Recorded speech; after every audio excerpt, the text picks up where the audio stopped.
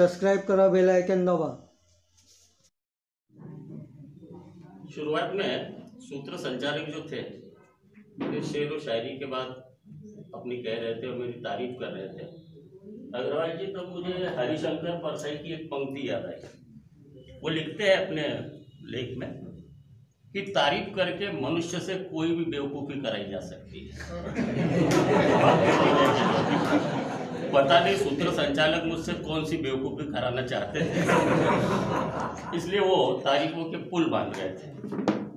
मित्रों, पत्रकार दिवस पत्रकारों के लिए आत्मचिंतन का दिवस होता है, आत्म परीक्षण का दिन होता है। गत वर्ष मैंने जो पत्रकारिता की है, जो समाचार मैंने तैयार किए वो कितने अच्छे थे, कहाँ मेरी चूक रह गई, क्या बाकी रह गया, भविष्य में क्या सुधार होना चाहिए, इसका आत्मचिंतन करने का ये अवसर होता है। पत्रकारिता जो होती है, समाचार पत्र जो होते हैं, उसको समाज का आईना माना जाता है। समाज की गतिविधियों का चित्रण उसमें किया जाता है।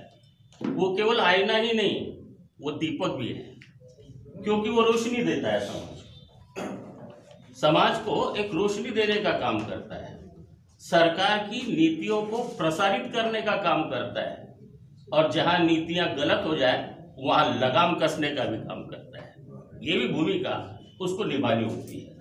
और जिस तरह साहित्यकार चुप नहीं रहता है, वैसे पत्रकार भी चुप नहीं रहता। जब भी वो गलत नीतियां देखता है वो चुप नहीं बैठ सकता, और फिर वो कहने लगता है कि तेरा निजाम है सिल दे जुबा शायर की। शायर या तो पत्रकार मान लीजिए, तेरा निजाम है सिल दे जुबा शायर की, ये एहतियात जरूरी है इस सफर के लिए, ये एहतियात जरूरी है इस सफर के लिए। इस तरह की जो भावना है पत्रकार, उसकी जो भूमिका है वो अत्यंत महत्वपूर्ण होती है। वो चुप नहीं रह सकता, वो बोलेगा ही, उसकी कलम बोलेगी, वो लिखेगा ही, क्योंकि उसके दिल में जो पीड़ा है, जो कसक है, उसको व्यक्त करता है। धीरे धीरे हम देखते हैं समाचार पत्रों का स्वरूप बदला, कई चुनौतियां सामने आई। इन चुनौतियों में सबसे बड़ी चुनौती थी डिजिटल मीडिया की, जिससे उसको होड़ थी, उसकी दौड़ थी, उसमें उसे टिकना था। 2008 में जे गोमेज की एक किताब प्रकाशित हुई, प्रिंट इज डेड, इस नाम की किताब है कि प्रिंट मीडिया जैसे मर रहा, समाप्त हो रहा है। लेकिन ये शीर्षक उन्होंने जो दिया, वो मीडिया, जो प्रिंट मीडिया में काम करने वाले लोग हैं, उनको वेकअप करने का काम किया कि तुम बदलो, स्वरूप बदलो, उससे तुलना करनी है आपको, उसके साथ लड़ना है। कई परिवर्तन हुए हैं। वो जो केवल ब्लैक एंड व्हाइट चलता था पेपर, वो रंगीन होने लगा।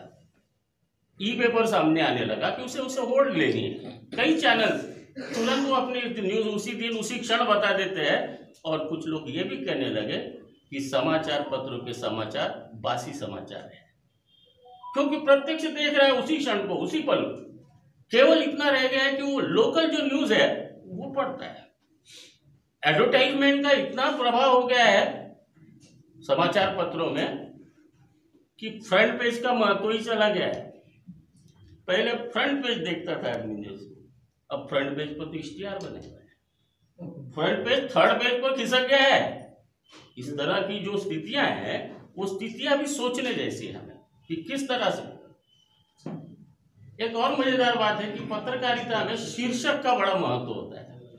समाचार पत्र के जो शीर्षक हम देते हैं वो बड़े महत्वपूर्ण होते हैं। भ्रामक नहीं होने चाहिए, वो रोचक भी होने चाहिए, सुस्पष्ट भी होने चाहिए।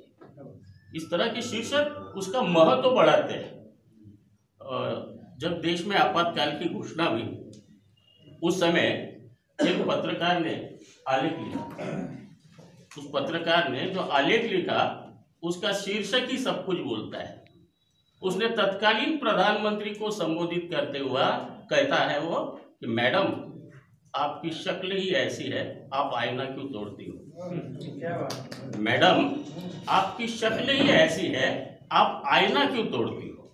क्योंकि समाचार पत्र आईना है, जो कुछ होगा वो दिखाएगा। अगर तुम्हारी करतूतें अच्छी नहीं है तो समाचार पत्र का दोष नहीं, तुम्हें ऐसा लगता है कि अपनी शक्ल खूबसूरत दिखाई दे तो करतूतों को सुधारी। इस तरह के जो शीर्षक होते हैं अत्यंत रोचक। उस तरह से एक शीर्षक मुझे आज भी याद, जब स्वर्गीय वसंत दादा पाटिल का निधन हुआ था तो किस समाचार पत्र में था पता नहीं, लेकिन सुंदर शीर्षक था, महाराष्ट्राचा वसंत हरपला। इतना सुंदर शीर्षक उस तरह से दिया। नारी की स्थिति को लेकर एक लेख लिखा गया, आदिकाल से लेकर आज तक। उसका शीर्षक दिया उसने, वेद बुक से फेसबुक तक, वेद बुक से फेसबुक तक।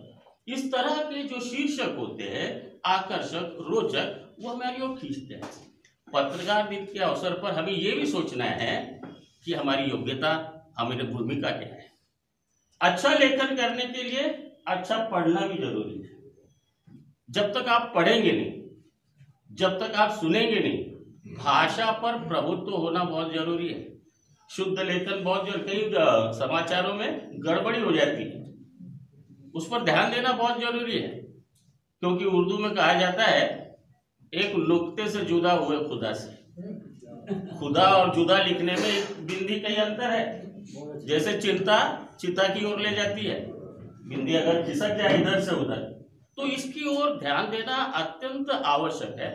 शब्द चयन बहुत अच्छा होना चाहिए, क्योंकि शब्दों का चयन, best word in their best order. अच्छे शब्द तो हो, अच्छे क्रम से ही हो। अगर गटर का उल्लेख है